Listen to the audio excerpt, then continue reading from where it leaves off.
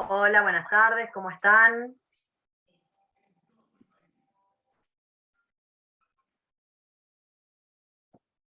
¿Se escucha? Ok, Sí, sí, sí. bien. Bueno, les damos bienvenida a esta jornada de las jornadas UNIPE edición invierno 2022, donde vamos a presentar el libro Deporte, Ciudadanía y Nación. Bueno, con el filtro que le puse no se ve. Pero el libro Deporte, Ciudadanía y Nación, las sociedades de tiro en Argentina, 1890-1920, de Bárbara Reiter. La presento brevemente y después le damos la palabra a la autora, que es profesora y doctora en la UBA, de la Facultad de Filosofía y Letras, investigadora, docente asistente del área de Historia del Instituto de Ciencias de la Universidad Nacional General Sarmiento. Además se desempeña como jefa de trabajos prácticos en la Facultad de Filosofía y Letras de la UBA. Es miembro del Grupo de Estudios Históricos de la Guerra, radicado en el Instituto Ravignani. Ha integrado diversos proyectos de investigación con financiamiento de la UBA, financiamiento, agencia y el Ministerio de Ciencia e Innovación de España. Y creo que no me olvido nada más, creo que también se desempeña como docente en Sarmiento, ¿no es cierto? Bien. Bueno, si les parece, vamos a... y perdón. Y el libro salió editado por Prohistoria en el año 2020. No, 2020 no. 2022, ahora. 22. Sí, sí, no. Vi 1920 y leí nada más el 20. Bueno, si les parece, le damos la palabra a la autora para que nos cuente un poco de qué se trata el libro, que lo presente, cómo llegó a este tema, y después hacemos un espacio para comentarios y preguntas más en general. Bueno, buenísimo. Buenas tardes a todos y a todas. Primero les quería agradecer la invitación a Bárbara, a Adrián y a la Universidad Pedagógica. Y bueno, como decía acá mi tocaya, el libro que presento hoy, que es Deporte, Ciudadanía y Nación, las sociedades de tiro en la Argentina, 1890-1920, lo editó Prohistoria, salió hace un par de meses, nada más. Y este libro es el resultado de la investigación que realicé para mi tesis doctoral, que la presenté en la Facultad de Filosofía y Letras de la UBA y defendí también de manera virtual el año pasado. Eh, para esta presentación yo lo que elegí hacer fue hacer una suerte de reconstrucción del recorrido que fui haciendo en mi investigación doctoral, partiendo un poco de las preguntas iniciales, las nuevas preguntas que me fueron surgiendo y las decisiones que fui tomando a lo largo de la investigación que terminaron en la tesis y después en este libro. Cuando yo comencé la investigación lo hice desde un interés que me había surgido ya como estudiante de grado y se consolidó bastante en el curso de mi experiencia docente, que es un interés orientado a los problemas de la formación de los estados nacionales, su consolidación a fines del siglo XIX, y junto con ello las transformaciones del nacionalismo durante el periodo. Así empecé una investigación sobre las sociedades de tiro en la Argentina, algunas de cuyas preguntas iniciales eran, en primer lugar, cuántas eran, dónde estaban, cuándo se habían fundado, quiénes habían impulsado su fundación, qué rol había tenido el Estado Nacional en la fundación o en la formación de estas sociedades, por qué había tenido ese rol, si habían o no jugado un papel en las transformaciones del nacionalismo en la Argentina de fines del siglo XIX y comienzo del siglo XX. Y los primeros resultados que yo fui encontrando, especialmente a partir del análisis de revistas específicas del tiro, el stand del Tiro Federal de la capital y Tiro Nacional Argentino, que era una revista de la Dirección General de Tiro y Gimnasia del Ejército, me mostraban que las sociedades de tiro en la Argentina habían existido a lo largo de todo el país, en grandes ciudades y en pequeños pueblos, que había más sociedades ahí donde había regiones más densamente pobladas, A ver, voy a ver si funciona lo de compartir pantalla y les muestro. Se está viendo, ¿no? Ahí es un mapa que, bueno, no se llega a ver bien los colores. Los colores tienen que ver con los periodos de fundación de las sociedades.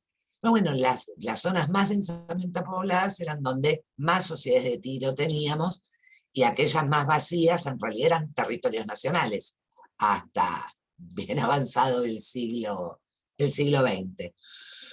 Lo otro que yo encontraba era que desde sus inicios, las sociedades de tiro habían tenido una relación con los poderes públicos en diversos planos, municipal, provincial, nacional, tanto legislativos como ejecutivos, ya que estas sociedades habían promovido el llamado tiro de guerra, que con fusiles Mauser. Bueno, después se los muestro, porque si no, interrumpo todo el tiempo para mostrar figuritas. El Estado Nacional, por otra parte, había creado dos agencias específicas destinadas a relacionarse con las sociedades de tiro, que fueron la Inspección General de Tiro y la Dirección General de Tiro.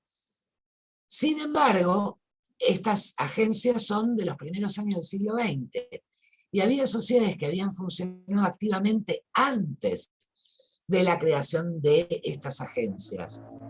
Y al mismo tiempo, la relación entre ambos conjuntos institucionales, agencias estatales o sociedades de tiro, no era lineal, no era directa, sino que al menos se mostraba compleja.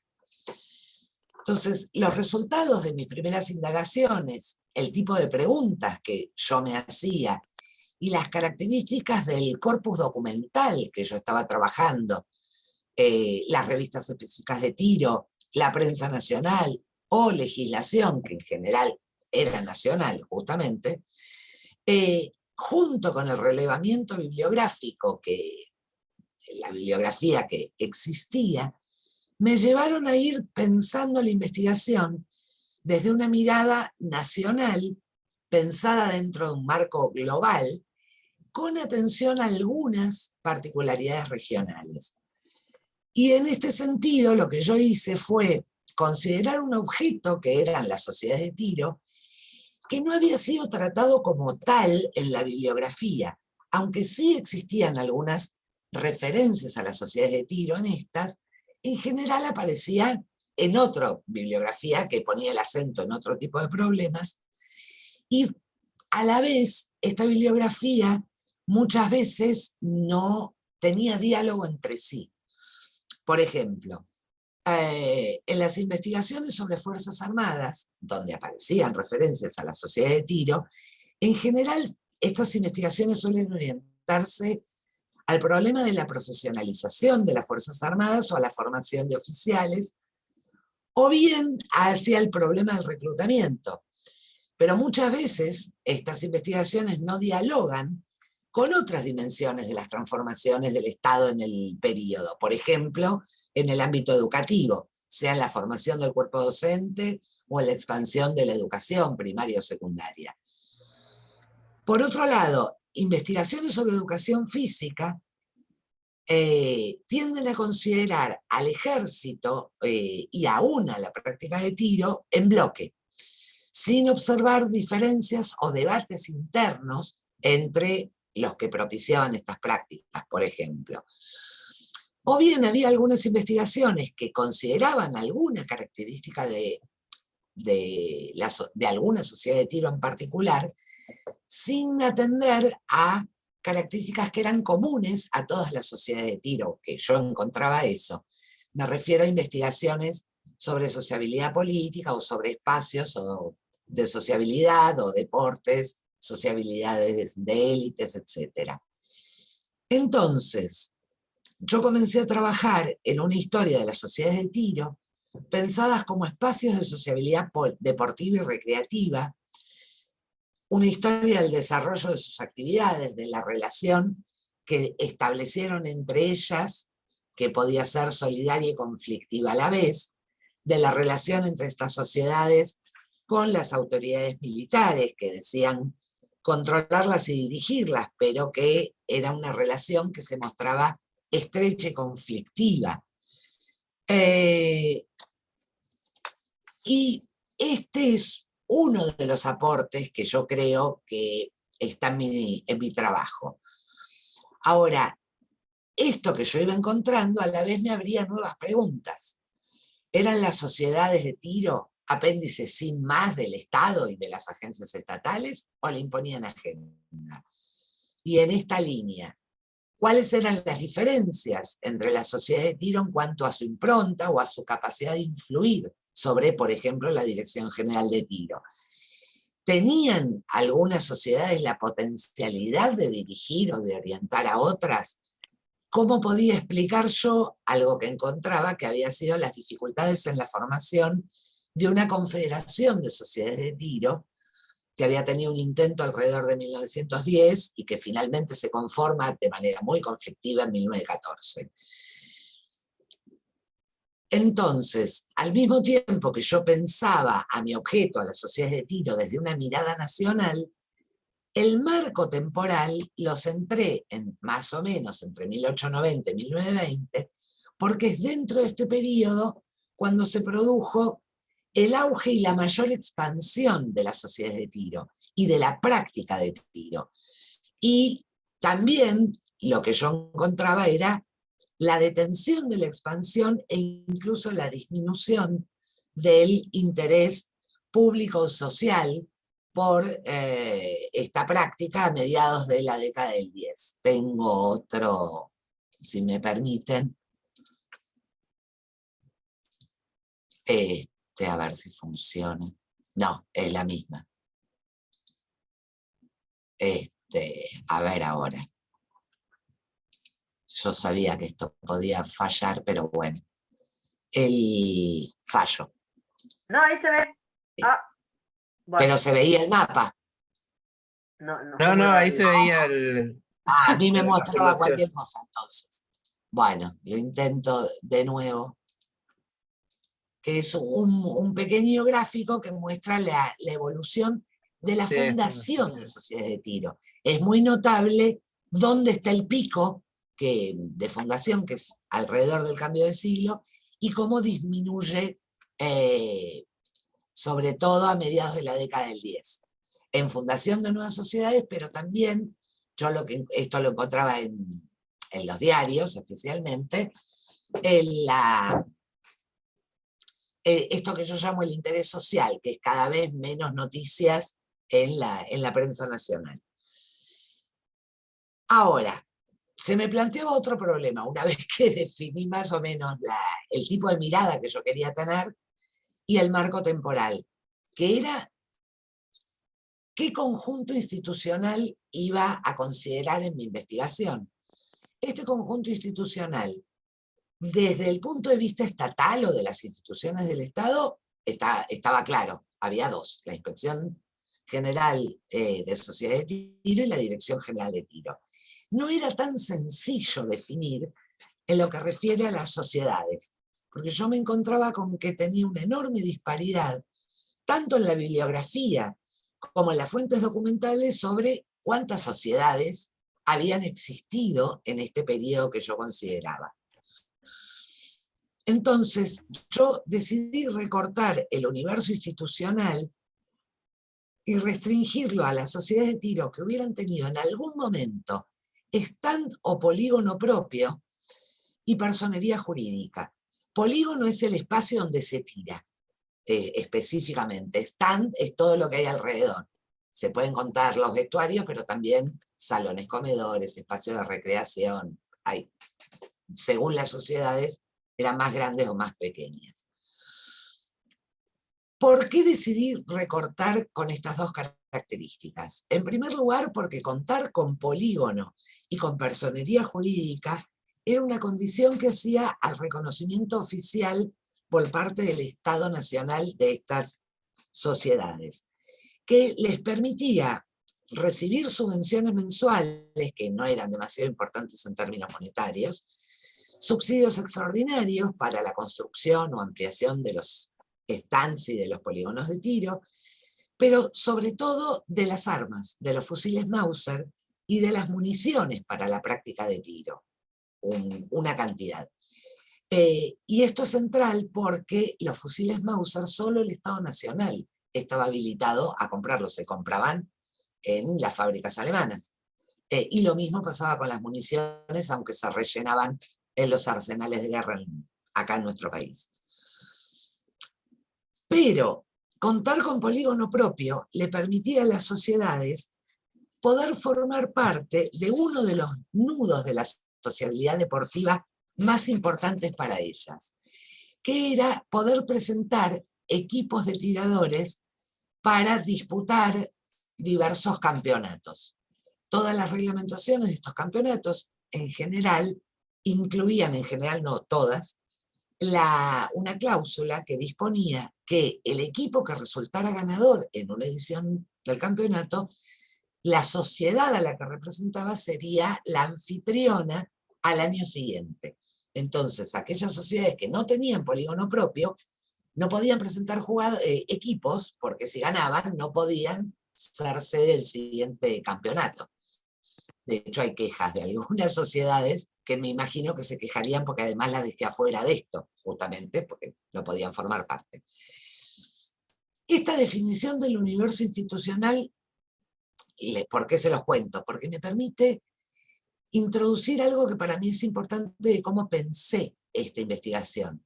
Porque en la definición se cruzan dimensiones que incluyen reglamentaciones estatales, como es la oficialización de las sociedades, y dimensiones que son propias de la práctica deportiva y de la sociabilidad recreativa, que era la participación y la organización de competencias de tiro. La historia de las sociedades de tiro y de la práctica del tiro de guerra era para mí una suerte de mirador a partir del cual yo podía dar cuenta de cómo esta historia se entremezclaba con otras historias, con otros procesos que tenían lugar en el país dentro de estas décadas. Yo me encontraba con que para poder reconstruir la historia de las sociedades de tiro argentina, necesariamente tenía que dar cuenta de aquellos procesos donde esta historia se encontraba inmersa. Entre ellos, el proceso de profesionalización y modernización del ejército, en particular a partir de las leyes de reclutamiento, pero no únicamente. La transformación de los espacios y de las prácticas de sociabilidad deportiva y recreativa, atendiendo a las transformaciones demográficas y sociales de este periodo, los cambios en las prácticas políticas y en las concepciones de ciudadanía y nación, y también el desarrollo de un sistema educativo imbuido en la idea de una educación pública que atendiera a la formación de ciudadanos y del papel del Estado en esto. Estos procesos, que no eran exclusivos de la Argentina, porque tenían lugar en un marco global, en el cual en otros países, con sus diferencias y sus rasgos específicos, también se expandía la práctica del tiro entre los ciudadanos y se creaban sociedades de tiro, no eran para mí marcos referenciales, o sea, decir, bueno, en el marco de esto aparece la sociedad de tiro. Yo me encontraba con que las sociedades habían jugado un papel en estos procesos. Entonces, mi investigación se fue orientando a dar cuenta de las formas, de los modos, de las especificidades en que las sociedades de tiro y los promotores de la práctica del tiro de guerra habían formado parte de estos procesos. Y acá me surgió otro problema, otra cosa que tuve que resolver en la investigación. Yo me encontraba, al reconstruir la historia de la fundación de la sociedad de tiro especialmente, con que en cada una de las sociedades las personalidades locales, en relación con los poderes locales, provinciales y nacionales, según el caso, habían jugado un papel importante, no solo en el impulso inicial y en la fundación, sino también en las características y en la impronta que había tenido cada sociedad, en sus respectivas localidades y en sus actividades. Y aquí se me presentaba un problemón. Enterrarme en archivos locales significaba extender casi al infinito la búsqueda y el análisis de fuentes documentales, que por otro lado se presentaban en algunos casos escasas, dispersas y sobre todo discontinuas. Y a la vez esto me abría nuevas dimensiones de análisis y nuevas preguntas orientadas justamente a la dinámica local y a la dinámica nacional. Y más allá del chiste de en algún momento hay que terminar la tesis y basta de mirar fuentes, diversas presentaciones que yo fui haciendo de avances de la investigación en congresos, en jornadas, pero sobre todo con mis compañeros y compañeras con los que comparto equipos y proyectos de investigación, me fueron ayudando a precisar mis preguntas y mi objeto. Yo lo que quería hacer era contar la historia de las sociedades de tiro y de la práctica del tiro de guerra en el país, no la historia de cada una de las sociedades de tiro. Yo había relevado alrededor de 150 sociedades, que es una pregunta válida. Pero no era mi pregunta. Mi pregunta era sobre el conjunto.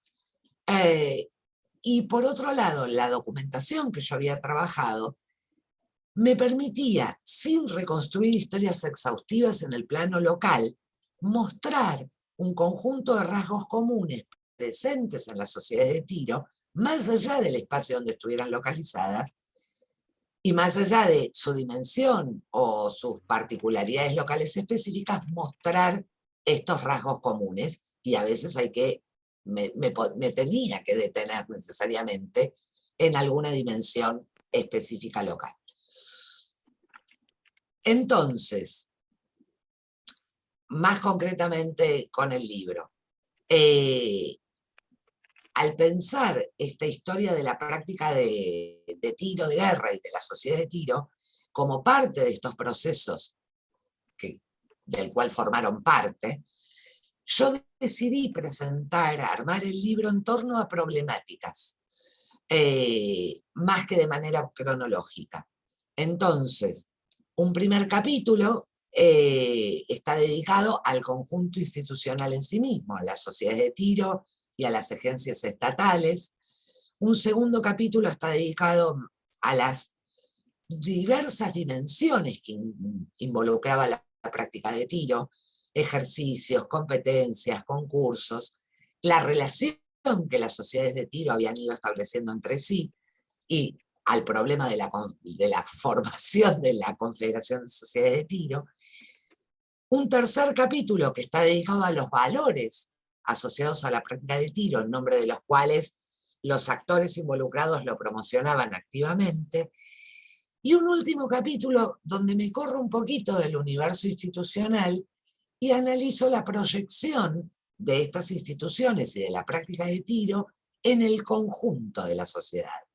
Así es como introduzco el problema de la práctica de tiro en los colegios secundarios, que fue obligatoria en los primeros años del siglo XX, y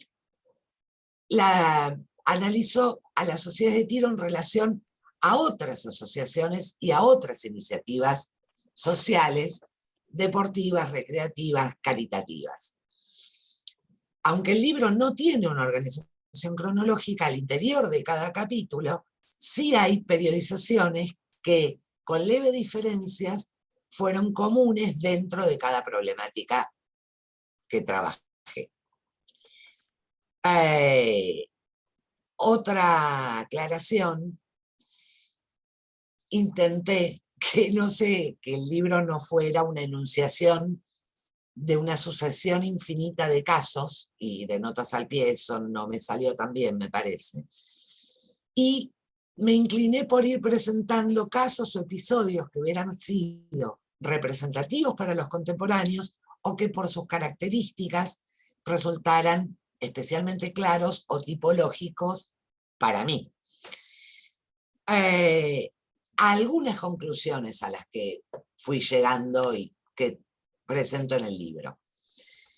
El momento de mayor auge y de creación de las sociedades de tiro tuvo lugar en torno a algunas coyunturas, 1895, 1898, 1901, asociada a una movilización social y a un clima de opinión favorable a la creación de sociedades como espacios donde se aprende a defender a la patria, tal como se inscribían los dinteles de estas asociaciones. Los impulsos para esta creación provinieron de la sociedad, entre comillas, encabezada por personalidades notables con relación a espacios estatales, municipales, provinciales, nacionales, tanto ejecutivos como legislativos. Recién en 1901 se crea la primera agencia específica, que fue la Inspección General de Sociedades de Tiro, para regular la actividad de las sociedades de tiro y la provisión de armamentos, amparado, a su vez, en la Ley de Servicio Militar Obligatorio de 1901, que es la 4031. A partir de entonces es que el Estado Nacional decide colocarse, digo yo, a la cabeza del movimiento de opinión favorable a la práctica de tiro entre los ciudadanos. La Dirección General de Tiro, que fue la agencia sucesora de la inicial, y sobre todo quien fuera su director a fines de 1905 hasta su retiro en 1918, que fue Eduardo Munilla, promovieron activamente la fundación de sociedades de tiro, sus actividades y la obtención de recursos para estas sociedades y actividades. El periodo donde el Estado Nacional destinó mayor caudal de fondos orientados a la práctica de tiro y a la sociedad de tiro fue 1907-1911, porque ahí es donde hay que incluir, bueno, no solo la cantidad de fondos, sino el momento de obligatoriedad de la práctica de tiro en los estudiantes secundarios, que fue alrededor del 7. Después aclaro, si quieren, por qué digo alrededor. Y estos recursos provenían tanto del presupuesto que tenía la Dirección General de Tiro, que venía de la tasa militar, como de una ley de promoción, una ley nacional de promoción de la práctica de tiro, que es la ley 6013, también conocida con el nombre de Ley del Pino. Sin embargo, a partir del 12, o sea, antes de las reducciones presupuestarias que tuvieron todas las agencias estatales por el impacto de la Primera Guerra Mundial, dejan de ser tan importantes estos fondos. Por un lado, porque se redujo el presupuesto de la Dirección General de Tiro, ya se lo desasoció de la tasa militar, y tenía un presupuesto X, una línea presupuestaria, y también dejan de ingresar los fondos por esta Ley del Pino, también común, ¿no? O sea, es una ley que decía 1 millón de pesos, nunca fueron 1 millón de pesos a la práctica de tiro. Por otro lado, o en segundo lugar, las sociedades de tiro se conformaron como espacios de sociabilidad deportiva, recreativa y política, legitimándose en esta idea de defensa de la patria. Y esta idea de defensa de la patria, esta prosecución de un bien mayor, les permitía o las obligaba a dejar de lado diferencias políticas, sociales o de origen de colectividades. Pero este deporte, el tiro, era pensado no solo como un deporte que permitía defender a la patria, sino también como un deporte que era sano, desde el punto de vista de la salud física y moral, tanto individual como social. Y la práctica de tiro aparecía como un deber cívico. Los ciudadanos eran pensados en el sentido de sus obligaciones, de sus deberes morales y legales. Y junto a esta idea aparecía una idea de una democracia entendida como la expresión de una única voz, que era la defensa nacional, y no como un espacio donde se expresaran o dirimieran diferencias políticas. Y así yo encontré en el periodo que trabajé algunos desplazamientos de sentido en las ideas de patria o nación y de ciudadanía. Si en la década del 90 los ciudadanos aparecían autoorganizándose para la defensa nacional y creando sociedades de tiro, y ahí se incluían los provenientes de diferentes colectividades como promotores de la defensa nacional también, hacia la década del 10, en la noción proveniente de la doctrina militar de nación en armas, van desapareciendo las referencias a las colectividades, aunque algunas sociedades suizas o italianas, que fueron las primeras, mantuvieran esa denominación y mantuvieran una activa acción pública, y va apareciendo la idea de ciudadanos comprometidos con... No, me perdí. Aparecía esta idea de ciudadanos comprometidos con un deber, organizados desde el Estado, desde el ejército en particular, en pos de una defensa nacional que por otra parte ya no remitía a conflictos limítrofes, como en los primeros años del siglo XX y fin del siglo XIX, sino una defensa nacional frente a tensiones sociales y políticas internas del propio país. En tercer lugar, los promotores de la práctica de tiro, autoridades estatales, dirigentes, miembros de sociedades, que a veces podían ser las mismas personas ocupando ambos espacios, se legitimaban en esta idea de la defensa nacional, se amparaban en el cumplimiento de las leyes de servicio militar obligatorio y también suponían que todo tirador de stand estaría listo para ser movilizado en caso de guerra, que es parte de esta idea, de esta noción de la nación en armas. Parece que hablo en trabalenguas. Sin embargo, yo encontraba una enorme distancia entre lo que podríamos llamar el imaginario y las representaciones del tirador y de la práctica de tiro, las tres posiciones de tiro, ¿no? Pie, rodilla en tierra, cuerpo a tierra, y las formas en que efectivamente se practicaba tiro, a resguardo del sol y del calor, sobre camastros, en series disparadas a voluntad, o sea, cuántos tiros pudieras pagar para tirar. De la mejor serie se elegía el mejor cartón, que era el que permitía ganar una competencia. Y lo otro que yo encontraba es que los promotores de la práctica de tiro buscaron ampliar la práctica a sectores más amplios de la población, todo el tiempo están diciendo eso. Sin embargo, lo que yo digo es que existían límites a la extensión de la práctica de tiro, especialmente por los altos costos de esta práctica, que terminaban haciendo que se circunscribiera a los sectores más pudientes, que eran los que podían pagar las municiones que había que comprar tanto para practicar como para participar en los campeonatos, en las competencias. De todos modos, buscaron y lograron en gran medida interesar a sectores dirigentes, a personalidades notables, a esto que llamaban la juventud estudiosa, estudiantes secundarios y universitarios, a quienes, por otro lado, pensaban como ejemplo y dirección social, como norte para la sociedad, para el conjunto de la sociedad. Y en este recorrido yo encontraba también que alrededor de la práctica de tiro surgían un conjunto de tensiones. El tiro era pensado como una obligación ciudadana, pero también en un deporte. Gran parte del interés social alrededor de la práctica de tiro tenía que ver con su arista deportiva y recreativa.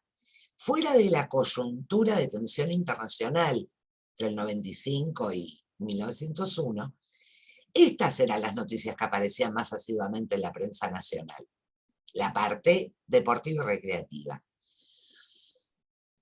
Junto con esta tensión entre el deber y el deporte, aparecía otra tensión asociada que yo llamé entre el amateurismo y el profesionalismo. Si los concursos podían servir para estimular o extender una práctica que era pensada como un deber cívico de defender a la patria, también para sus promotores entrañaban el peligro de formar campeones, o sea, especialistas en ganar competencias y ganar premios, y no en atender a la instrucción general de todos los ciudadanos en el tiro. Y junto con estas tensiones se encontraba otras. ¿Quién debía dirigir la práctica de tiro entre los ciudadanos y quién la dirigía? ¿Qué lugar tenía que jugar el Estado? ¿Debía o no existir una confederación de sociedades de tiro? ¿Qué institución debía tener la representación internacional, o sea, en competencias internacionales del tiro de nuestro país? Estas tensiones fueron comunes a otros deportes en este mismo momento, tanto en el país como en otros países.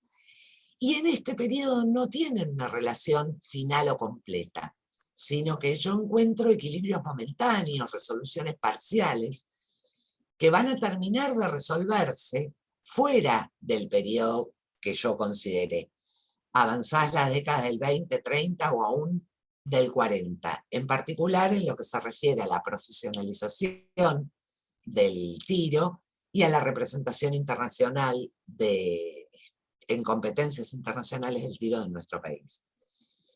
Lo que yo encontraba entonces, o lo que encontré, para ir cerrando, hacia mediados de la década del 10, y por eso cierro ahí mi investigación y mi libro, por un lado, una disminución del interés social por la práctica de tiro, un menor interés del Estado Nacional en promocionar a las sociedades de tiro, visible en cuántos recursos le aportan, y a la vez una consolidación de la sociedad de tiro como espacios de sociabilidad deportiva y recreativa de un sector de la sociedad, de sectores que la pueden costear, sectores medios. No es solo un problema de querer costearlos, sino también de qué valores estaban asociados a esto y cuáles eran los espacios de sociabilidad en los que estos participaban. No fui mostrando dibujitos porque se me complicaba, pero sí quería mostrar algunos, acá está, para algunos ejemplos. Espero que lo estén viendo. Esto es un programa de un programa de lo que sería las competencias organizadas por un tiro, una sociedad de tiro en particular, que es el Tiro Federal de Roma. En general, las sociedades tomaban el nombre de la localidad, y lo que elegí porque lo que se ve en el programa es, más allá de las categorías del concurso que se despliegan adentro, que hay una competencia en particular, que es la Copa de Honor, que iba a tener lugar en esa edición del campeonato, justamente porque las categorías de campeonato eran las que más tiradores solían atraer y por lo tanto más recursos para las sociedades de tiro. Y a modo de muestra les muestro también, estas son las 3 posiciones de tiro, de pie, rodilla en tierra, cuerpo a tierra. Estas están dentro de la guía de asociaciones de tiro que se publicó en 1895 del ingeniero Carlos Morra, que fue el primer inspector general de tiro, pero también fundador del Tiro Federal de la Capital, que esto es lo que yo llamaba recién representaciones ideales, ¿no? Que también se pueden ver en estas medallas de la Dirección General de Tiro. Estas son del 16, si no me equivoco, donde en el anverso se ven las 3 posiciones en un espacio agreste, con sombreros, etc. Ahora les muestro la última y los dejo en paz. Cómo se tiraba, efectivamente, pero es así. Esto es la vista de un polígono, de la sección donde se colocaban los tiradores, que como pueden ver, espero que lo puedan ver, hay camastros, hay en el tercero, empezando del más de frente, hay un tirador recostado como con su Mauser, y se tira ahí, o sea, el cuerpo a tierra es en un camastro, protegidos del sol, del viento, etcétera, en posiciones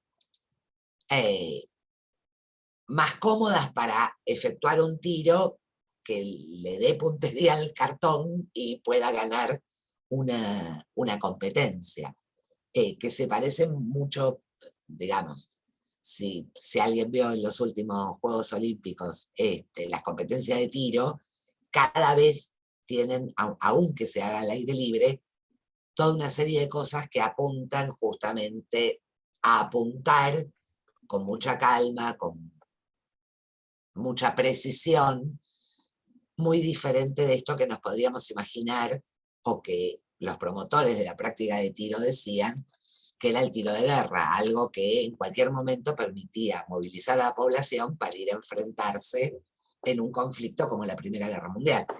Entonces, lo que decían era eso, el tirador de stand, cuando tiene que ser movilizado, ya tiene todo y está dispuesto a defender a la patria. Y la práctica de tiro involucraba otras dimensiones. Bueno, eso sería todo por mi parte por ahora, así que gracias por su atención.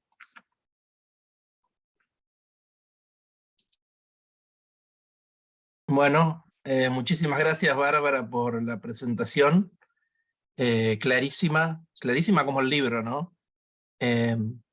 Bueno, a ver, ahora vamos a abrir para quienes quieran hacer preguntas, pueden hacer preguntas pidiendo el micrófono, pueden hacerlas por el chat como quieran, pero mientras tanto, mientras preparan sus preguntas, si es que tienen alguna, quería decir eso, ¿no es cierto? Que tanto a Bárbara como a mí, creo que hablo...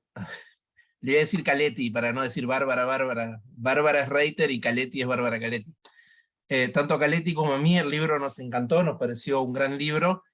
Es un libro clarísimo. Es una tesis doctoral, ¿no? Es una tesis doctoral y se nota muchísimo. No es un libro escrito a las apuradas, es un libro con muchísima investigación. A mí en particular lo que me encantó es, cada uno lo toma desde donde quiere, ¿no es cierto? Desde el lugar del nacionalismo, desde la ciudadanía, desde lo militar. Yo lo tomo desde el deporte, que es lo primero lo que pensé, y bueno, es la primera palabra del título del libro, ¿no es cierto? Me pareció una gran historia social del deporte, ¿no es cierto? Porque el libro tiene toda la historia institucional, que imagino que debe haber sido muy difícil de hacer, porque hay muy poca bibliografía sobre este tema, al menos yo seguí la bibliografía que vos citás y eso, y es muy poca, son muy pocos los que trabajan, y en general sobre sociedades de tiro específicas. Creo que no hay un libro como este que vos escribiste, entonces imagino que la parte institucional, de historia institucional, debe haber sido particularmente difícil de escribir, sobre todo por esto también que contabas, ¿no es cierto? Que te encontrabas en la bibliografía y en las fuentes de la época tanta información muchas veces contradictoria. Ya no me acuerdo si lo dijiste acá o en el libro, pero bueno, lo decís en algún momento. Pero también desde la perspectiva de la historia social, ¿no es cierto? De la historia social del deporte. Creo que es un gran libro desde ese lugar. Yo no soy experto en la historia argentina, vos lo sabés, pero sí me interesa eso de la historia del deporte y creo que hay muy pocos libros que sean buenos libros de historia social del deporte. Yo pienso en el de Friedenberg sobre la historia social del fútbol, pienso en el de Roy Horace sobre la historia del turf, que son justamente dos libros con los cuales vos a veces dialogás un poco, ¿no? En la bibliografía y eso. Sobre todo hablando, por ejemplo, de este tema que mencionaba recién de la profesionalización, el amaterismo y la profesionalización, pero también, ¿no es cierto?, del auge de estos deportes justo en esta época. Bueno, quería hacer ese comentario antes que nada. Yo tengo un montón de preguntas para hacer, pero por una cuestión que me parece mucho más pertinente Si alguien del público, de los que vinieron, tiene preguntas para hacer, los dejo a ustedes hacer las preguntas antes, digamos. Si alguien quiere comentar algo. Creo que María Carolina Zapiola se había anotado para... Sí, adelante. ¿Se puede poner el micrófono ella misma o cómo es? Sí, es que se desactivó, o sea, se desmuteó, por eso yo pensé que quería hablar. No sé si estás ahí, María Carolina. Bueno, No, capaz que justo se desmuteó nomás. Bueno, igual si nadie dice, yo voy haciendo preguntas, porque yo tengo un montón, como les decía. A mí, vos empezaste diciendo cómo te dedicaste a esto, que era es la pregunta típica, ¿no es cierto?, cuando hacemos estas presentaciones de libro para ver.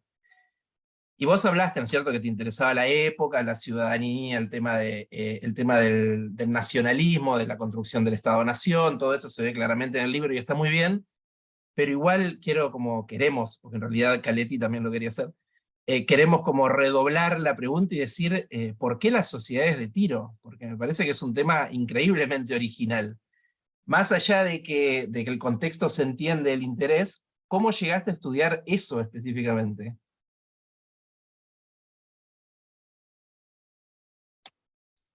A ver, bueno, primero, gracias por tus palabras, Adrián. Uno al final se termina enamorando de su objeto y demás. Después te digo algo con otras cosas que mencionabas de los trabajos sobre todo el de Roy Ora, que más allá del problema de la profesionalización o del amateurismo, ¿no? O sea, este libro tiene mucho de historia social del deporte y de un deporte en particular, que es la particularidad que tenían algunas asociaciones, esto que hace Roy Ora, de las diferencias entre el hipódromo de Palermo y otros hipódromos en relación a los contactos que podían tener o no con el Estado Nacional y los recursos. A mí me sirvió mucho para pensar más allá de la reglamentación, porque las sociedades para recibir subsidios y subvenciones tenían una categoría, auxiliar, primera, especial, etcétera, que eran montos fijos, pero también había montos no fijos, y era muy sugerente esto que hacía Roy Ora. A mí me servía para pensar también esa relación. ¿Por qué las sociedades de tiro? Con honestidad, gran parte de la investigación, yo decía, ¿por qué me metí con esto? Surge medio desde esta preocupación, ¿no? de la relación Estado-sociedad y del nacionalismo en el periodo. Surge de esto que Liliana Bertoni llamaba las asociaciones cívico-patrióticas, o sea, los movimientos que había desde asociaciones gimnásticas, de tiro, Boy Scouts, etc. Inicialmente yo medio estaba pensándolas todas juntas, y empecé por el tiro porque me llamaba mucho la atención. En el libro de Bertoni ella dice que existían más de 200 sociedades de tiro, entonces me parecía una barbaridad. Creo que es uno de estos espacios donde en gran medida más perduró en la memoria por la práctica de tiro en las escuelas, por ejemplo. O sea, al día de hoy en las escuelas donde se practicaba tiro es algo que le comentan a los nuevos estudiantes. Sabían que acá se practicaba tiro, o sea, es algo que duró mucho. La Dirección General de Tiro, paréntesis, existió hasta 1977. O sea, tiene un trayecto largo. Ventajas para iniciar una investigación, digo, porque estamos en un ámbito universitario donde quizás hay varios que se están preguntando por esto. Tenía una revista y yo encontraba una revista completa que me permitía tomar un periodo largo. De hecho, yo miré Tiro Nacional Argentino más allá del periodo que yo tomé, o sea, lo tomé hasta avanzado el 20, hasta que fui viendo que tenía sentido, pero para más adelante, pero que se escribía otra historia después del 20 en relación a las sociedades. Y la verdad es que no sabía nada. O sea, ¿por qué empecé por acá? Porque perduró, porque existe esta idea de aquí se aprende a defender a la patria, es algo que suena en la memoria, etc. Pero hay mucho menos. O sea, hay algunas cosas sobre scouts, hay algunas cosas sobre sociedades gimnásticas, pero sobre la sociedad de tiro, y estaban en todos lados, además. Mi familia, mis amigos ya me lo dijeron muchas veces, cada vez que hablan de una localidad digo, ah, ahí había un tiro federal, me quieren asesinar, pero estaban en todos lados. Entonces, ¿por qué? ¿Por qué eran todos iguales? Existen al día de hoy, me pasó con estudiantes, hablando, conversando, o sea, sí, yo iba a los bailes de tiro federal en Esperanza. O sea, siguen existiendo. El tiro federal de San Telmo, iba a decir, de San Pedro, existe todavía. No encontré la parte del polígono, porque lo que tienen es un camping, pero todavía hay lo que sería el paredón que estaba detrás de los fosos, y vos ves las marcas. Entonces, está. Y esa es otra cosa que a mí me interesó mucho haciendo esto, que es que cuando entras a las fuentes, todo es el tiro federal de la capital, el tiro federal de la capital, el tiro federal de la capital. Perdón, yo lo llamo el tiro federal de la capital. Las fuentes dicen tiro federal argentino porque así se llamaban a sí mismos los del tiro federal de la capital. O sea, esa es una elección mía, que hace relativamente pocos años estuvo saliendo mucho en los diarios por la venta del predio, etc. Vos entras a las fuentes, parece que es la sociedad más importante de todas. Ahora, yo estoy convencida que tiene mucho menos vida e impacto en su ciudad de lo que tuvieron otros. Que las localidades más pequeñas, con menos espacio de sociabilidad, tuvieron un lugar mucho más central. Entonces, para hacerla corta, no la hice corta. ¿Por qué la sociedad de tiro? Porque no sabía nada. Y estaban en todos lados, y eran muchas. Y me parecía que era algo que había que dar cuenta. Y al principio entré, lo digo con honestidad, pensando que era algo absolutamente dirigido por el Estado. Y cuando vos lees las fuentes como Tiro Nacional Argentino, que era una revista de la Dirección General de Tiro, así parecía. Ahora, cuando vas a otro tipo de fuentes, no. La Dirección General de Tiro le daba a las sociedades más pequeñas 50 pesos mensuales de subvención. Bueno, eso cubría, las sociedades más pequeñas tenían que tener un mínimo de socios para tener subsidios. El mínimo era 50. Y las cuotas societarias eran de $1. Entonces vos decís, miércoles, va todo el mundo. Un paquete de cigarrillos costaban 30, 40 centavos. Entonces es muy barato estar en una sociedad de tiro, porque no están todos. Entonces, ahí es donde yo empiezo a encontrar esto de que tenían una vida muy fuerte más allá del Estado, que las promovía, todo lo que quieras, pero la mayor parte de sus recursos no venían del Estado, fuera de los fusiles Mauser. Y los que forman parte de la sociedad de tiro, era barato en términos de ser socio, pero no de practicar a nivel de competir. Entonces ahí es donde yo puedo empezar a encontrar, no lo terminé armando porque la verdad era interminable, pero en general ganan siempre los mismos los concursos, y en general son de sociedades grandes.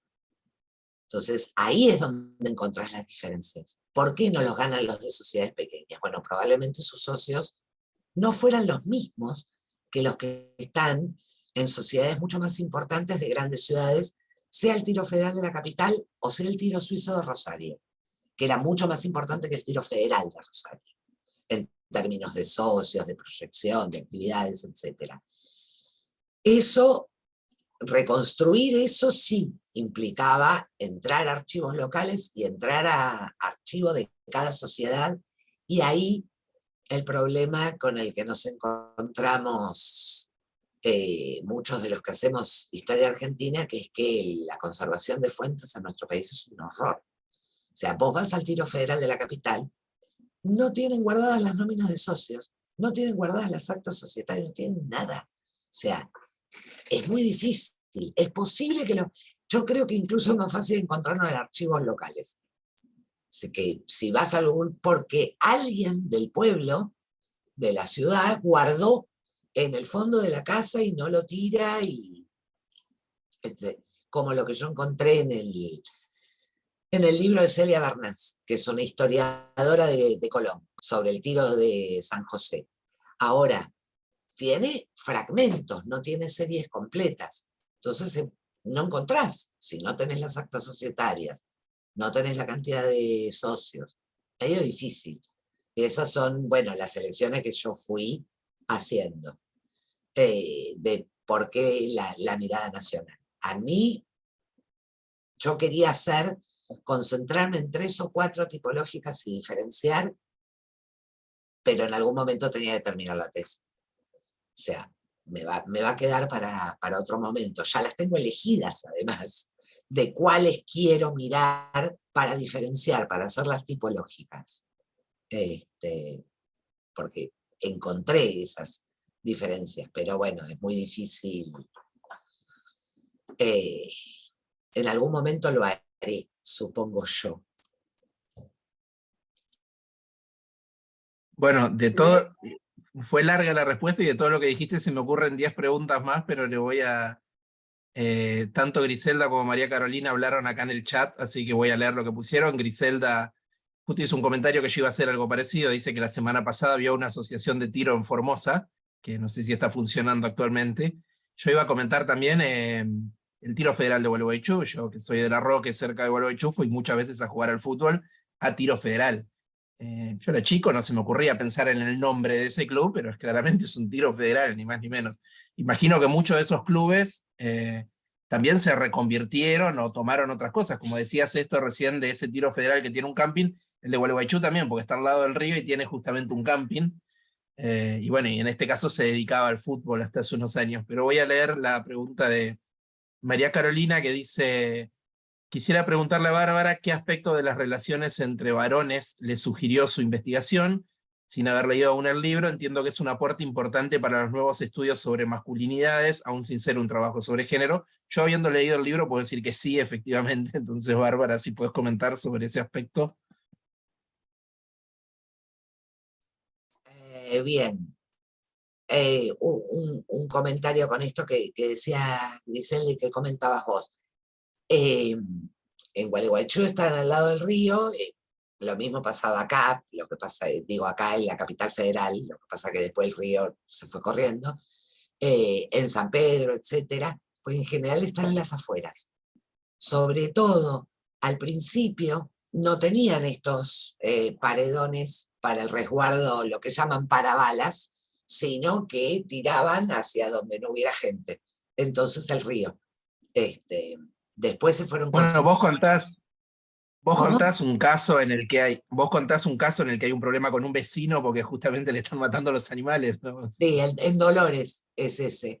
Es divertidísimo bueno, porque en realidad es el caso, más que porque le matan los animales, ¿a qué institución le reclaman? Es otro juego que pienso ahí. Y en general, todas estas sociedades, como eran espacios deportivos y recreativos, cuando empieza a crecer el fútbol, incorporan el fútbol. Y no sé, ya no tengo recuerdo, porque una vez que te enterrás en una tesis, perdés noción del tiempo. Pero ponele 15 años, Tiro y Gimnasia de Jujuy jugaba en primera división. Y no deja de tener tiro, pero empieza a ser menos importante en cuanto a lo que la asociación, el club, atrae en relación a otros deportes, ¿no? Ahora, con esta pregunta que hacía Carolina, hay un modelo de masculinidad asociado a la práctica de tiro. Yo trabajé un poco esta dimensión en la tesis, o sea, esta dimensión de género, jugando un poco con algo que me impactó a mí desde el prejuicio. Empiezo por el principio. Las representaciones de género que yo encuentro alrededor de la práctica de tiro son las mismas que estaban en la época en otros espacios, ¿no? O sea, una imagen de un varón fuerte, viril en el sentido de propositivo, dispositivo, listo para pelear por la patria, defensor de la patria con esta mirada femenina. Hay muchas medallas, ¿no?, donde aparecen los tiradores haciéndole una ofrenda a esa patria que es hija, madre, esposa, ¿no? Son todos estos elementos. No encontré muchas referencias en términos de entre varones, de denostación o de elevación de una característica por sobre otra. Sí, en cuanto a la virtud deportiva o la virtud moral de no hacer trampa y ser un buen soldado, ese tipo de cosas.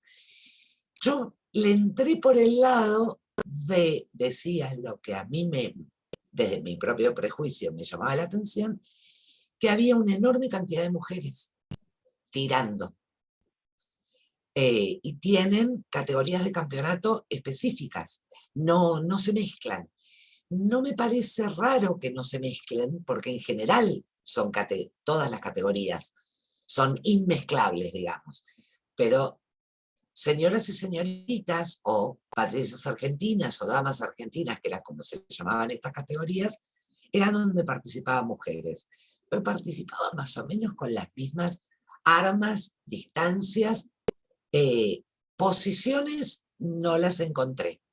O sea, en general es pie. Pero hay muchos tiradores varones que solamente tiraban de pie, y no cuerpo a tierra o rodilla en tierra, porque esas son las diversas categorías. Yo creo que es una dimensión interesante para entrarle, justamente porque la práctica de tiro está asociada a los varones. Y el prejuicio es, no hay mujeres. Y eran muchas. Ahora, cuando aparecen las representaciones de valores, no aparecen como tiradoras, aparecen como madre, esposa, hija. Las damas que nos acompañan en el té de la victoria, las damas que engalanan nuestros salones. Cuando hay fotos de tiradores, en general son varones, las mujeres aparecen en la otra parte, que es la parte de velada social, salvo algunas fotografías. Bueno, la que les mostré del stand son todos varones, y hay pocos niños.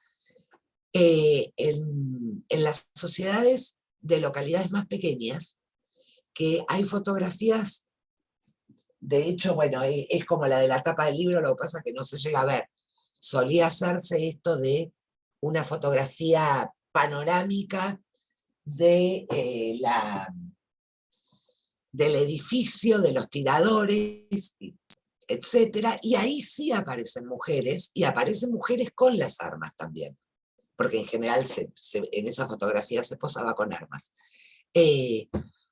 Salvo en esas, en las sociedades de ciudades más grandes, en general, en las fotografías, para esto Caras y Caretas es genial, ¿no? Porque en la prensa hay descripciones, en Caras y Caretas muchas fotografías,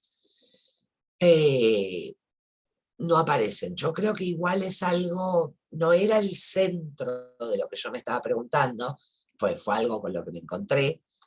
Creo que es algo donde se puede profundizar bastante, tanto en cuanto participan, como en qué tipo de relaciones y en qué tipo de representaciones. Ahora, socios son los varones, pero están todo el tiempo tirando, y en la otra parte que es muy importante, que es la parte de sociabilidad después, ¿no? En la entrega de diplomas, porque las jornadas de concurso son larguísimas, pero hay horas donde no se tira, porque te da el sol y hace calor. Entonces se tira temprano a la mañana, pero después el resto del día son otros juegos, picnics, comidas, otras representaciones culturales, podía haber un espectáculo, juegos para niños, etcétera, y se vuelve a tirar cuando baja un poco el sol. Entonces es la jornada completa, y en esa jornada completa están las familias, y ahí tenés mujeres en madre, hija, esposa, ¿no? Yo creo que no solo, porque además debía ser un lugar donde conocer parejas. O sea, era como un tenis, ¿sí? Son lugares de sociabilidad donde un familiar, un vecino, un conocido te presenta a otro o a otra.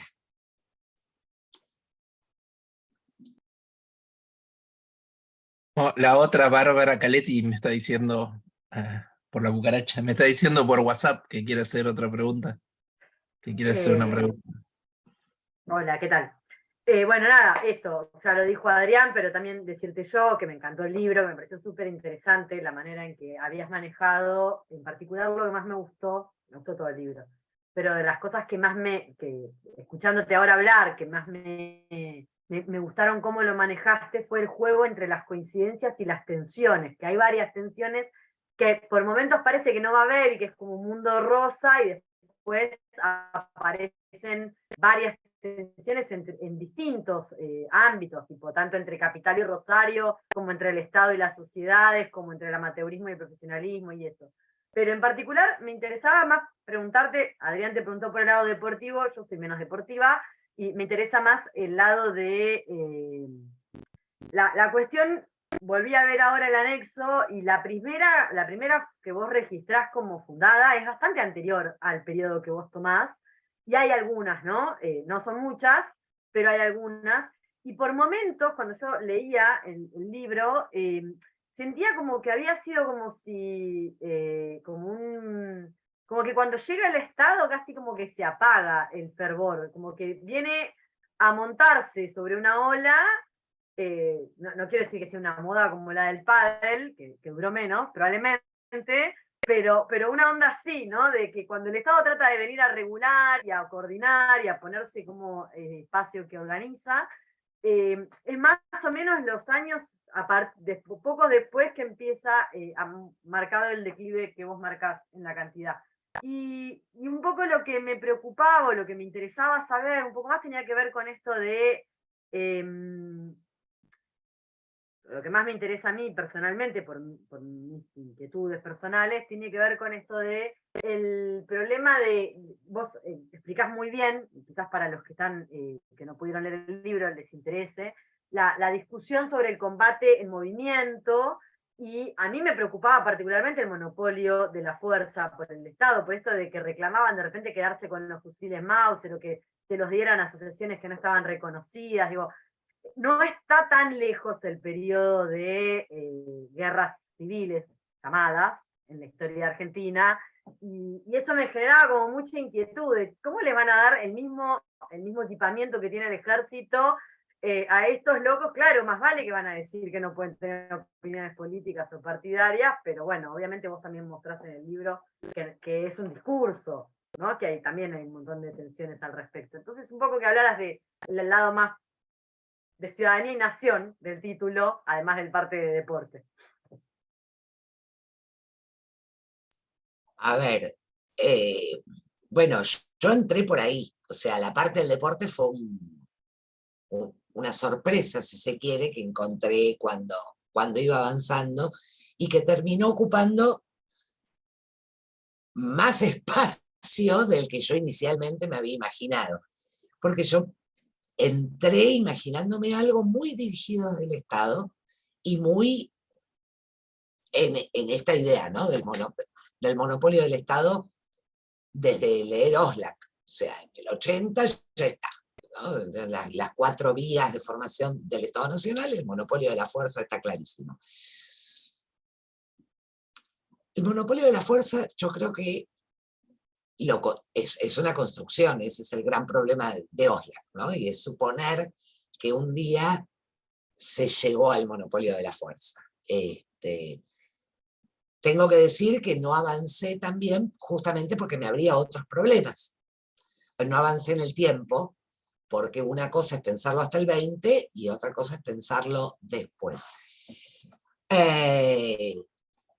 Y acá hay como varias cosas, y también son diferentes las distintas sociedades, no son lo mismo las sociedades en ciudades grandes que en ciudades más pequeñas o incluso pequeños pueblos, ¿no? Porque hay un montón que no sobrevivieron. O sea, algunas se reconvirtieron, si querés, no es que se reconvirtieron, incorporaron otros deportes.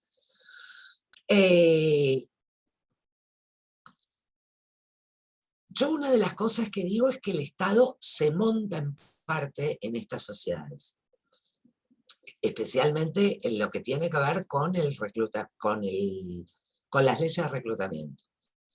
Servicio militar obligatorio suponía que en realidad todos los varones formaban parte de la reserva en términos militares. Es muy...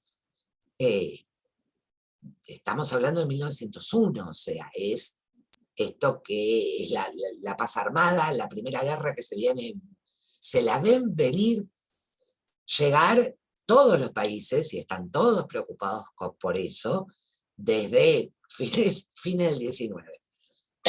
Entonces todos están pensando en esto. Parte del modelo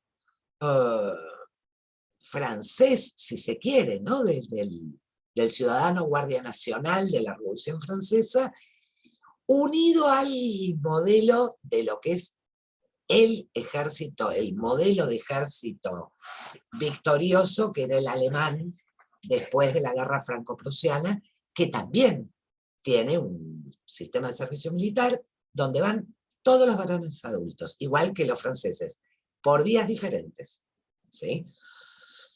Ese es uno de los problemitas de acá. En docencia yo doy historia europea, entonces voy y vengo todo el tiempo con los dos espacios. Yo lo que creo es que el Estado se monta sobre algo que ya había. El movimiento era anterior a las agencias estatales. Y en algún momento es, bueno, vamos a dirigirlo, vamos a controlarlo. Y el problema de dirigir y controlar, no lo digo en el libro, pero es algo que porque hay cualquier cantidad de cosas que fui dejando afuera porque no terminaba. Controlar no es tanto a la sociedad como a otros espacios del Estado y de la política y de lo público. El tema era que ya antes de la creación de las agencias estatales, es el Estado Nacional el que compra armas y es el Estado Nacional el que la distribuye a las provincias. Bueno, pero después los gobernadores hacen lo que se les canta, por decirlo de alguna manera. Y así después tenés que seguir bajando niveles en intendentes. Entonces, por eso es inseparable de la historia de la creación, de la profesionalización del ejército argentino. Que el ejército diga que nació en 1810, con la patria, no, ¿sí? Y en realidad, la bibliografía, los últimos trabajos, los más nuevos, están ubicándolo no en el 80, no en el 90, ni siquiera en el 1, este ejército profesional, moderno, etcétera, sino más bien en el 20.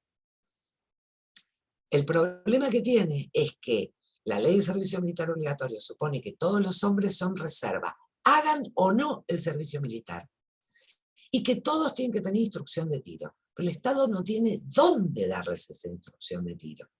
Esa instrucción de tiro se da en las sociedades.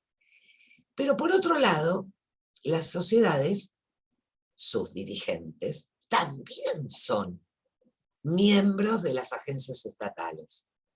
Antes y después de la creación de las agencias de tiro específicamente. cuando vos ves quiénes fundan las sociedades, siempre tenés algún general ahí. Y en esos generales son estos generales del viejo y nuevo ejército.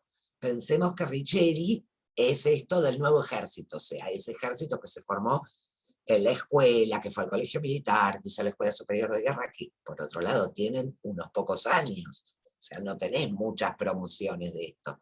Es nuevo ejército porque se formó afuera, etc. Munilla no. O sea, Munilla fue uno que se formó en campaña. No pasó por un cursus honorum que por otro lado es muy nuevo. Yo creo que hay que entender el monopolio no como lo que yo entendí cuando leía a Osla, que era estudiante, que de verdad el Estado controla todo. Yo creo que el monopolio hay que entenderlo en la idea de legítimo, especialmente. Y que eso es lo que trata de construir el Estado. Sobre algo que había, son legítimos, pero porque están en esto.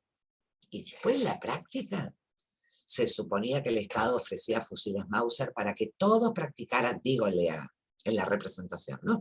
En igualdad de condiciones. Y después yo encuentro referencias que los Mauser los usaban los socios, se los guardaban bajo llave y le daban un Mauser descauchutado a otro. ¿Sí? Lo cual, cualquiera que ha trabajado en una institución pública sabe que si vos hablás con el que reparte las aulas, vas a lograr conseguir el aula, si se lleva bien con vos, el aula más copada. Nosotros decimos que no es así. Y creemos que no tiene que ser así, pero es así. Y yo creo que esto mismo se jugaba un poquito acá. Y que ese monopolio hay que pensarlo más en legítimo, y ahí me corro. Y ese legítimo no es el monopolio del Estado, sino el monopolio de los que piensan como yo, que soy el Estado. Porque si vos pensás, lo llevo más adelante, hacia el final del periodo, que yo no lo trabajé tanto, pero porque en realidad está muy trabajado, que es la Liga Patriótica Argentina, vos ahí tenés unos contactos muy estrechos y el facilitamiento de darles recursos, instrucción y armas a algunos. Es que esos algunos no son pensados como algunos, son pensados como el todo, la patria, y los demás son facciones. En el periodo que yo tomo es un problema porque las élites que controlan el Estado tienen sus propias fracturas. Tienen sobre todo lo tenés que pensar en... es fácil reconocerlos en los episodios de revoluciones radicales, que generaron un problemón y un problemón interno, porque están de los dos lados, del lado revolucionario que pasa reprimido y del lado que reprime. Y ahí vos tenés una sociedad de tiro, que es el Tiro Federal de Bahía Blanca, que vos no es una de las sociedades que le van a disputar a la Dirección General de Tiro, incluso es de las que dicen el control de la sociedad, del Estado, de esto y del otro y lo demás allá, yo tengo una breve referencia, tuvo interrumpido su vida, pero no hay explicación ni nada, ¿no? Todo, a raíz de los sucesos del 5. Si vos lees las otras páginas de los diarios, tenés todo el problema de todos los que dieron de baja y los que tuvieron ascensos durante la coyuntura del 5. Y son de los pocos que hacen tiro de combate. O sea, una práctica que es no tirar en stand, sino al aire libre, en movimiento. Igual, cuando lees el reglamento es correr 30 segundos, parar, apuntar y disparar, no es tirar en movimiento. O sea, cuando vos lees tiro en movimiento, después cuando ves la reglamentación de concurso, parás, apuntás y tenés un tiempo. O sea, tiene sus peros y sus bemoles. Por eso a mí también me llamó tanto la atención que la Dirección General de Tiro, hasta avanzada la última dictadura, siguiera existiendo y siguiera proveyendo de armas a las sociedades. Entonces el problema ahí es la idea de pensarlo como legítimo da, y cuando una sociedad participa de algo que se corre de la legitimidad del Estado, tendrá suspendidos sus ejercicios un tiempo y tendrá que devolver los fusiles Mauser. Yo creo que no los devolvían, con honestidad, creo que no los devolvían. Lo que pasa es que ahí tenés que ir a buscar registro por registro. Y no les puedo explicar lo que es el Archivo General del Ejército, no son muy ordenados. Contra lo que uno creería, el prejuicio diría, bueno, acá yo voy y tengo todas las fuentes ordenadas, olvídate, y la mitad no están, los legajos incompletos, es una vergüenza. Digo, no sé, no podés confiar en el ejército para que estén ordenados, después le voy a reclamar al Tiro Federal que no se guarde las nóminas de socios. Pero bueno, gente poco prolija que nos dificulta la vida a los historiadores y a las historiadoras, pero... Gente que no le gusta el papel, sobre todo. Gente ¡claro! que no le gusta el papel y dejar rastros. Sí. Bueno, es muy loco porque en los legajos vos sabés que encontrás pedidos, cartas que se cortan, o respuestas si no tenés la carta original. Porque hay cosas que van al legajo, cosas que no. Además, tienen mudanzas, o sea, hay otras particularidades. Yo creo que el monopolio lo arman desde la idea de legítimo, y en definitiva el monopolio lo arman cuando logra el ejército armar su cuerpo de oficiales, de suboficiales, y de tener una cantidad de soldados X que moviliza con el servicio militar obligatorio. Pero esto que dice la ley, que todos los años tienen que ir y practicar obligatoriamente, hay una doble cosa. El Estado no tiene cómo hacer que lo hagan, y yo creo que además no quiere hacerlo. Porque en algunos lugares funciona y van todos. Concordia, Bahía Blanca, y otros no. Pero eso es algo que yo creo, yo creo que, digamos, para poder sostenerlo, para poder escribirlo y publicarlo, hay que hacer otro tipo de investigación. Te agrego algo, por razones por las cuales corté en el 20 y no seguí.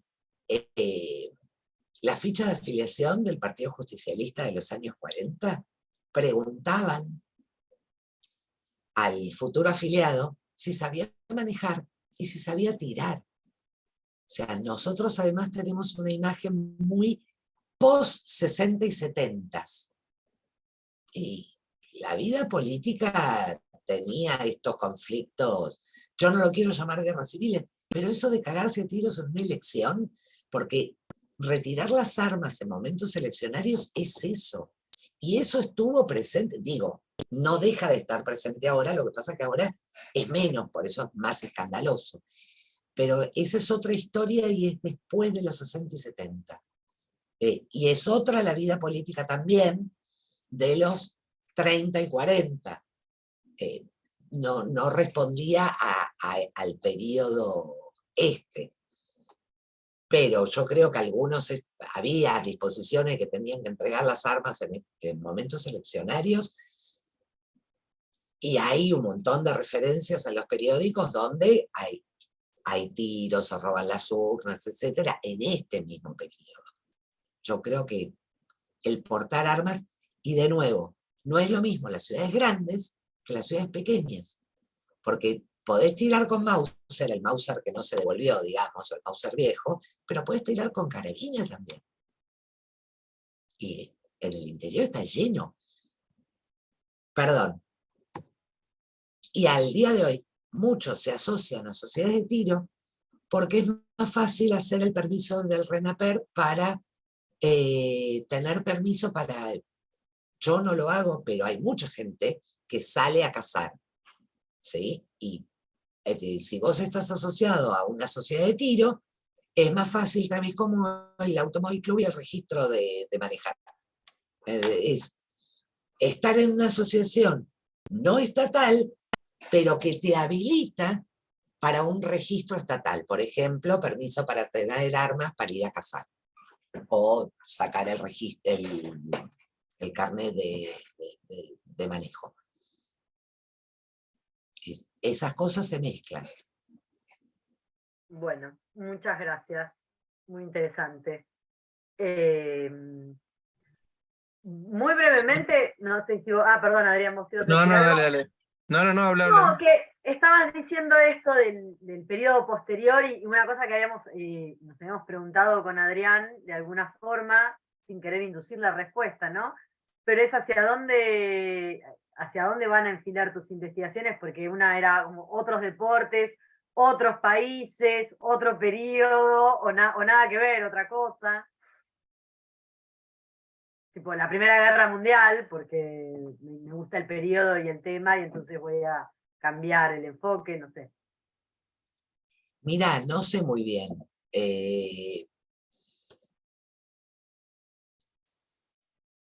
Tengo como varias opciones. En principio, por donde voy a seguir, tiene que ver con lo que trabajé más en el último capítulo, que es con el tiro en las escuelas secundarias. Porque, bueno, en el periodo que yo trabajé es obligatorio, pero no es el periodo donde se expanda la matrícula de escuelas secundarias. Eso se da en las décadas del 40 y 50, justamente. Y yo querría trabajarlo por ese lado, es para donde estoy, o sea, seguiría con estos temas hacia adelante en el tiempo, pero tratando de hacerlo más recortado, porque si no, no termino nunca.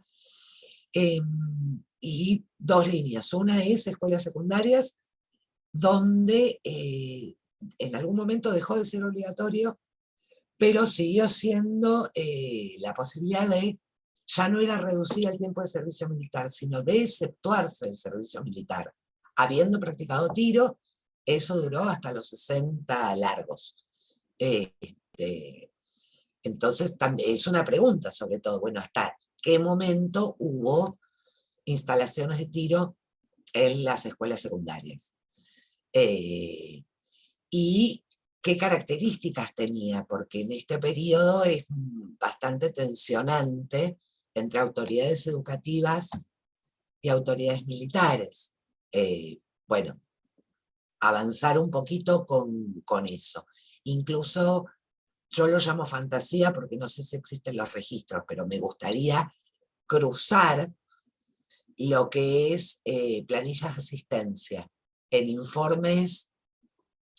Pues vos eso lo tenés que tener en dos lados, en informes militares, que tienen sus propias partes, sus inspectores y sus instructores, y en informes educativos, o sea, lo tenés que tener en las escuelas, en las direcciones, etc. Lo llamo fantasía, pero no sé si alguien conservó eso en algún lado.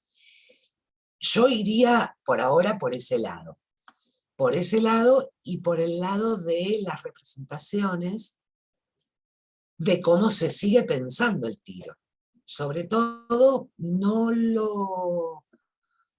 ahí es donde hay que ver, yo creo que hay momentos para verlo. En la Primera Guerra ya lo trabajé, no hay muchas referencias, pero Argentina está muy lejos. A lo mejor hay que buscar en otro momento. Lo que pasa es que no tuviste conflictos, bueno, hasta Malvinas, pero ya ahí no tenés Dirección General de Tiros, por ejemplo. ¿Sí?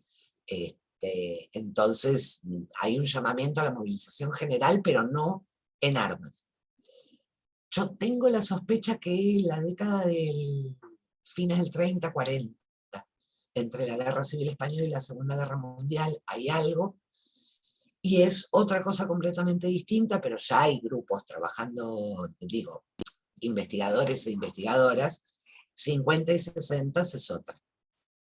Es otro momento, pero ahí no entraría por ese lado, porque ya hay gente trabajando con eso, o sea, creo, los he leído, respeto sus investigaciones, no sé si podría aportar algo, por eso iría por el lado de las escuelas. Porque además, que es la parte que más me gustó, es, más allá de los que están tirando, cómo esto se ve en el conjunto de la sociedad. Esto de que no nos suene raro, esto de aquí se aprende a defender a la patria. Digo, pues yo trabajo un tema raro, sociedades de tiro. Y cuando alguien dice sociedad de tiro, ¿y qué es tiro federal? ¡Ah! Aquí se aprende a defender a la patria. O sea, lo tenemos tan grabado en el 2022 que esa proyección sobre el conjunto de la sociedad es lo que, por el lado que me llama más. Igual hay que ver. Voy a entrar por escuelas, porque yo sospecho que por ahí viene la proyección en la mirada de conjunto. Pero es una hipótesis a priori, ¿no? Fuera de mi periodo no conozco tanto. O lo de las escuelas creo que es una de las cosas que más llama la atención del libro, ¿no? A mí, yo no tenía ni idea. Capaz que otras personas ya sabían. Griselda justo también me hizo un comentario recién relacionado con eso. Aparte de estando en la Universidad Pedagógica Nacional, creo que está bueno también recuperar el libro para la historia de la educación, ¿no es cierto? Uno lo dice fuera de contexto y suena extrañísimo, ¿no? Un libro sobre sociedades de tiro como parte de la historia de la educación, pero bueno, porque se enseñaba efectivamente en las escuelas. Última pregunta, porque ya se está cansada, te estamos preguntando cosas. La última pregunta que te quería hacer era si hay otros deportes de la época que se podrían estudiar de manera similar o no, si conoces algo o no. Yo en principio, hablando de esto de los clubes, vos mencionabas tiro y gimnasia de Jujuy, también está gimnasia y tiro al revés de Salta. Pienso, por supuesto, en la gimnasia. Lo que pasa es que en la gimnasia sé que hay bibliografía porque uno la asocia mucho más con la educación física, la historia de la educación física, la historia de los colegios, de la escuela. Yo vengo de una familia donde todos son profesores de educación física, entonces ese tema me interesa también por eso. Como no le puedo entrar pegándole bien a la pelota, por lo menos conozco la historia de la disciplina. Eh, pero pienso en la esgrima, por ejemplo, pensando, ¿no es cierto?, en Gimnasia y Esgrima de La Plata, sin ir más lejos, que es un club que se dedica a la gimnasia y a la esgrima, pero que nadie lo conoce por eso. Es un club de fútbol, ¿no? Sí, a ver, hay algo que hay que hacer una aclaración. La dirección de tiro es Dirección de Tiro y Gimnasia del Ejército. Y una de las disposiciones es que todas las asociaciones sean mixtas. Esto es de tiro y gimnasia. Y tiro y gimnasia entendido como tiro y esgrima. Hay un investigador que es Alejo Leborati, que trabajó con el cuerpo de... O sea, él va por el lado del esgrima, más por el lado de la formación de esgrima del ejército. Eran disciplinas que se pensaban juntas, tiro y esgrima. Lo que pasa es que el tiro termina siendo, el esgrima es algo que se deja, en la formación de oficiales tenían que saber tiro y esgrima. Ambas cosas, porque la esgrima era la parte del cuerpo a cuerpo.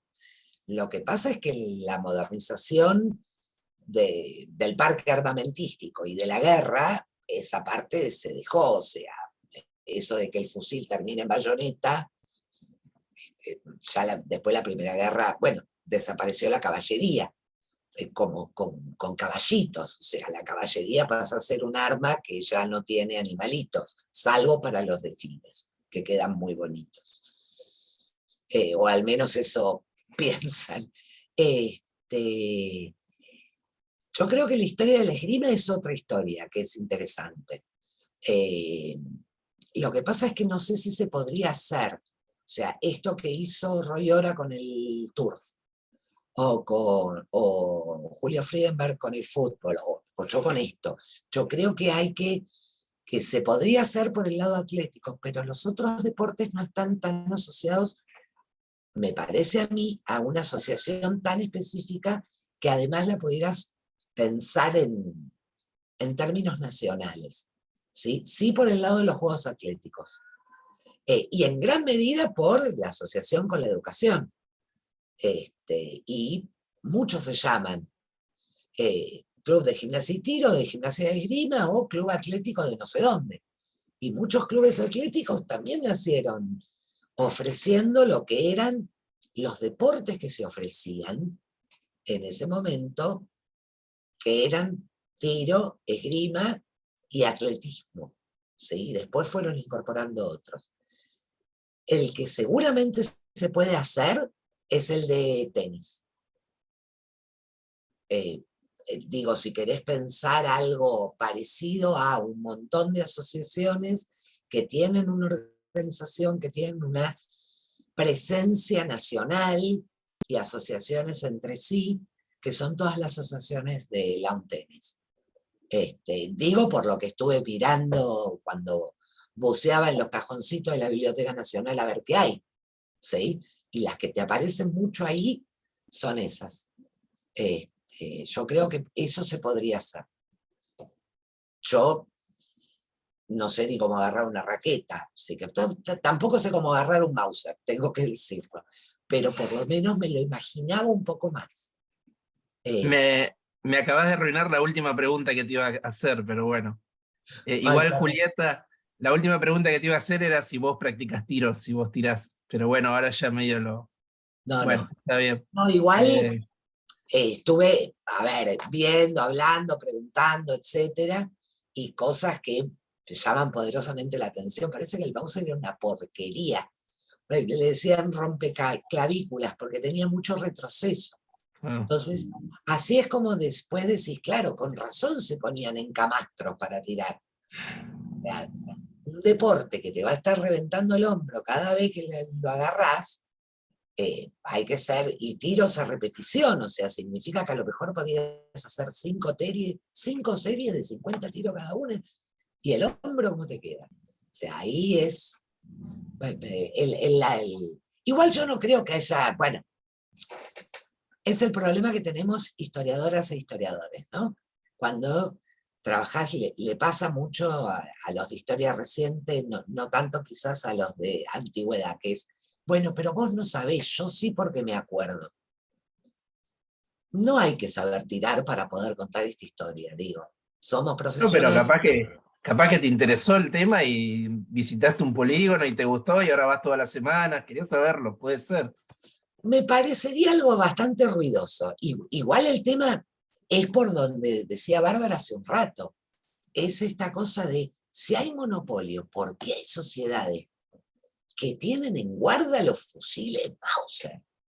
Pero además, porque yo soy hija de la última dictadura, en el sentido de la construcción histórica de que no se anda armado. O sea, a mí me pasa, yo voy a votar y están las fuerzas de seguridad armadas en la escuela y me pongo de la nuca. Pero no era algo tan Esa es extraño en otras épocas eleccionarias. No, y también yo tengo toda la cultura globalizada, ¿no es cierto? Pienso en las armas y pienso en Estados Unidos y en lo que usan ahí las armas, para qué las usan. Y esta idea de que el Estado le arme a los ciudadanos me resulta extrañísima justamente por eso. Porque Bueno, allá es al revés, la excusa es que tienen que estar armados para que el Estado no les haga daño. O sea, bueno, porque es otra tradición. claro, sí, Nosotros sí. somos muy, nosotros digo Argentina, y cómo se piensa el tema de las armas, muy hijos de la Revolución Francesa y en esto del ciudadano guardia nacional que salvaguarda la Constitución, pero no es el derecho individual a portar armas, es el derecho de la ciudadanía a portar armas. Esa es la diferencia con la tradición anglosajona. Y también de la tradición prusiana. Portamos armas como servicio que hacemos los ciudadanos a nuestro Estado.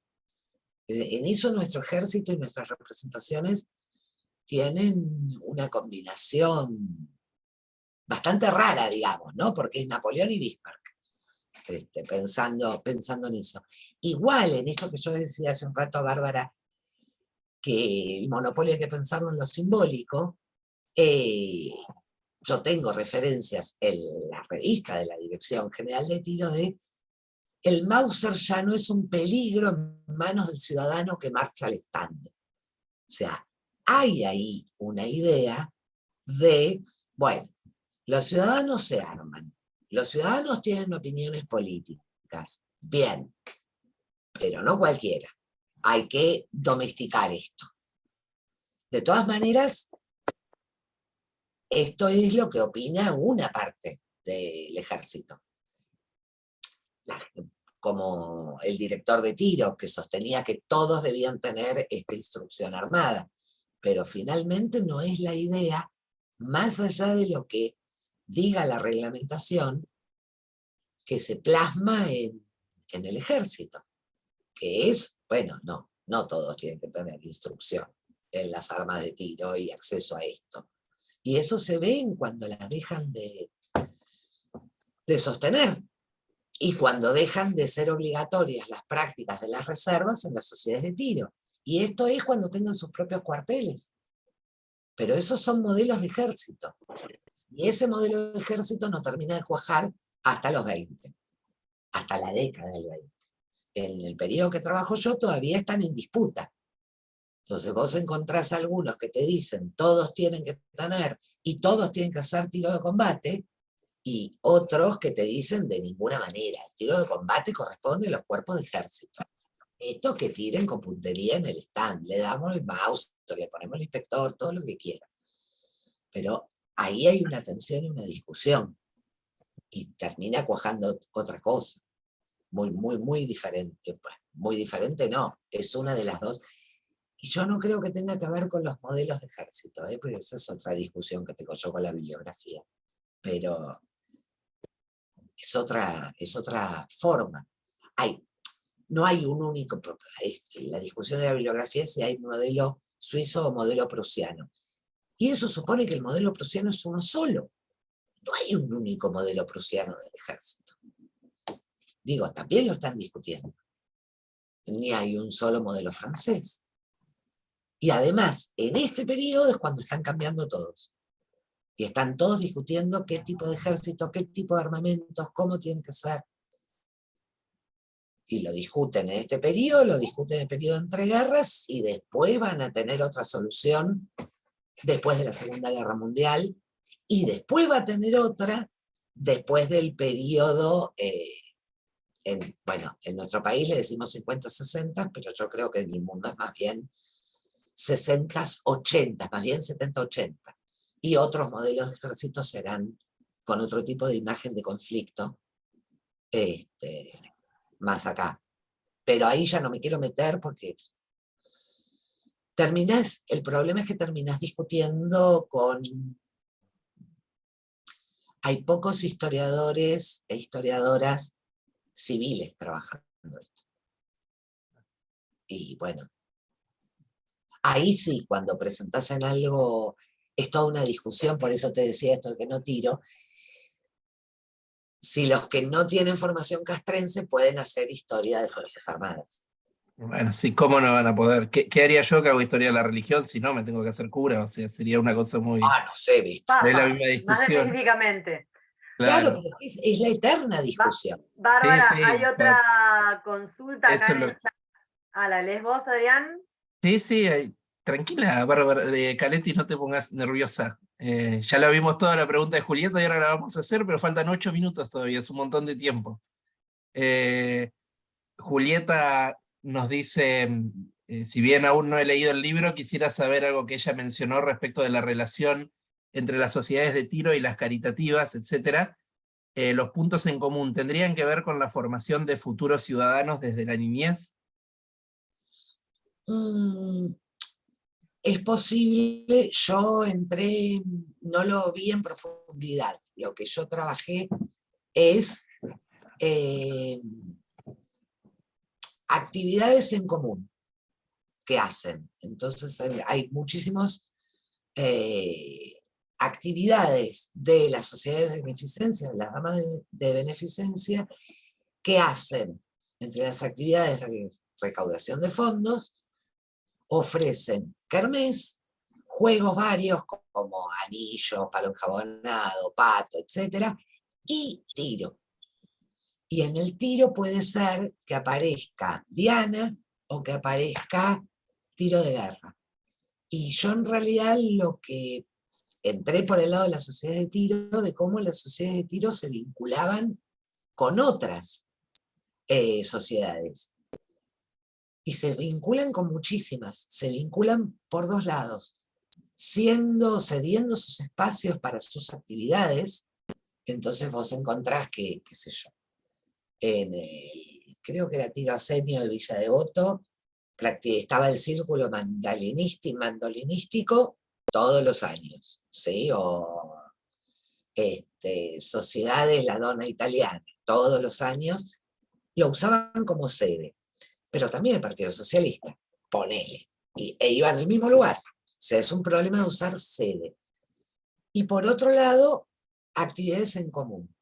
Y la participación en actividades de tiro de estilo caritativo, lo llamo yo, que es en realidad hacer concursos en beneficio a.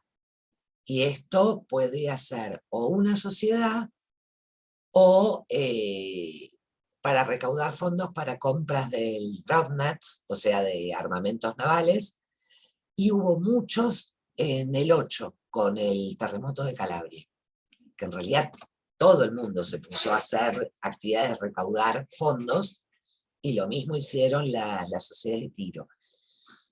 Pero es posible que tenga que ver con esto de cómo formar desde la niñez.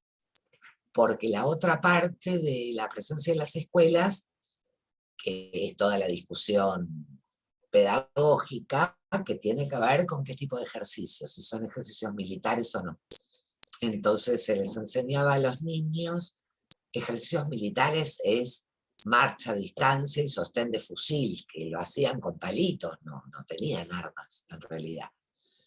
Pero bueno, es algo que nos quedó después. Yo que sea primaria en la dictadura es tomar distancia, es el cálculo del brazo. Y eso es una formación bien castrense.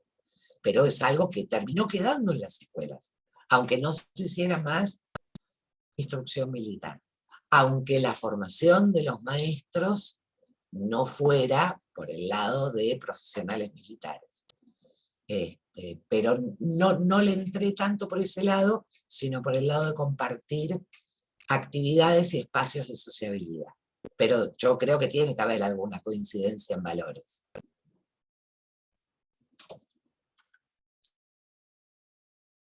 Bueno, 2 horas. Te dije, Bárbara, que si se ponía interesante, si iba a ir muy largo, te dije, y yo me quedaría un rato más, pero bueno, nos van a echar, nos van a cerrar el aula de Zoom. ¿Eh? No ¿Perdón? hablo corto. Está bien. Muchísimas gracias, les recuerdo a todos, a los que están mirando ahora y a los que después vean el video en YouTube. Todos estos videos quedan después en YouTube, ¿no es cierto?, en la página de Humanidades y Arte de la UNIPE.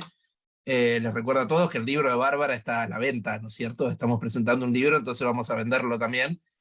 Supongo que en muchas librerías, y si no, simplemente mucho más fácil en Mercado Libre, ¿no? Que es como lo compré yo y creo que Caletti también. Ahí están las librerías, las mismas librerías. Ah, no, perdón, Y Caletti voy a fue... sacarle un puntito a Galperín, no solamente en Mercado Libre, también Prohistoria vende a domicilio. Sí, bueno, eso te iba está a bien. decir, porque Prohistoria Ya también bastante hace. lucra Galperín como para encima que le compro, le pago el supermercado, también el libro. Está bien. Yo iba a hablar de Prohistoria, iba a decir que qué buena Prohistoria. colección que es, y ustedes me hicieron quedar mal. Ahora, al final quedé bien con Marcos Galperín, que nunca se va a enterar de esto, y mal con Darío Barriera. Bueno, perfecto. Bueno, muchísimas gracias, Bárbara, muchísimas gracias a Hay que todos. mirar que tiene días de descuentos, que hace los envíos, te hace combos y ese tipo de cosas también.